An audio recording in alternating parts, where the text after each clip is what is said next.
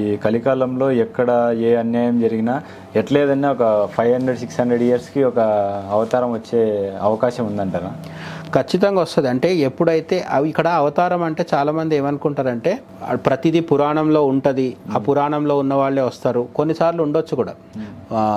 కొన్నిసార్లు మనిషికి ఎవరైతే తమ చుట్టూ ఉన్న సమాజానికి మంచి చేస్తారో వాళ్ళని కూడా అవతారంగా భావిస్తారు. ఇప్పుడు ఛత్రపతి శివాజీ ఉన్నారు.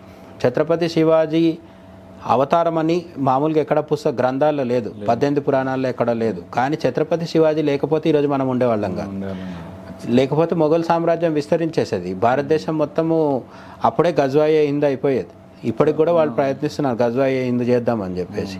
ఎందుకు భారతదేశంలో హిందూ మతము సనాతన ధర్మము బతికి బట్టగట్టింది అంటే ఆ టైంలో ఆయన వచ్చాడు ఛత్రపతి శివాజీ. ఆయనకు అమ్మవారి అనుగ్రహం ఉంది, అమ్మవారు ఖడ్గాన్ని ఇచ్చింది అని చెప్తారు.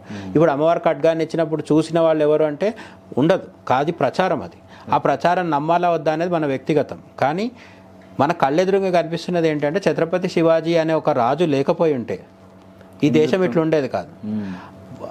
ఈ మధ్య కాలంలో మనకు అంటే ఇప్పుడు నేను చెప్పేది కొంచెం కాంట్రవర్షియల్. మన కాలంలో ఉన్నాడు కాబట్టి మోడీ గొప్పతనం మనకు తెలియకపోవచ్చు. నరేంద్ర మోడీ 2014లో రాకపోతే ఈ దేశంలో ఏమయ్యేది అనేది చాలామందికి ఒక అవగాహన ఉంది. ఆయన వచ్చాడు కాబట్టి తెలియట్లా. కాబట్టి ఎప్పుడెప్పుడైతే సనాతన ధర్మానికి అదే చెప్తాడు భగవద్గీతలో, భగవద్గీతలో చెప్తాడు కదా, యదా యదా హి ధర్మస్య గ్లానిర్భవతి భారత అభ్యుత్థానం అధర్మస్య తదాత్మానం సృజామ్యహం అని చెప్తాడు. అంటే నన్ను నేను సృజించుకుంటానని చెప్తాడు. కాబట్టి అవతారాలు అంటే కేవలం మత్స్య కూర్మ వరాహ వామన ఆ అవతారాలు మాత్రమే అని కాదు.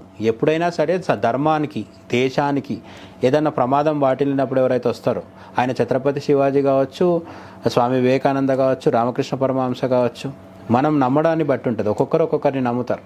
ఇది నమ్మకం మీద ఆధారపడినది. కానీ వాళ్ళు చేసిన మంచిని గుర్తించడం మాత్రం చాలా ప్రధానం.